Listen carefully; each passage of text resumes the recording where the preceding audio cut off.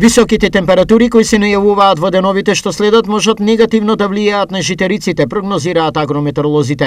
Сега ќе имаме високи температури и тие може да се одразат на житариците, така што тие нема да можат да напредуваат во висина и очекуваме дека приносот ќе биде намален. Воедно имаме сушен период, немавме доволни количини на дожд. Смета Ангелко Ангелески, агрометеоролог од Управата за хидрометеоролошки работи.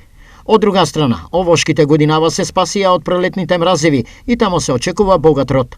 Ова особено се однесува за Мелешевијата, каде се најголемите плантажи со модри сливи, јаболка и вишни во регионот. Сливата прецвета пред неколку дена и сега се преминува на нејзина заштита. Јаболката исто така немаат штети, тие се во полуцвет, но како ќе биде со времето понатаму, не знаеме. Истакна Весна Севдинска, агроном од Берово.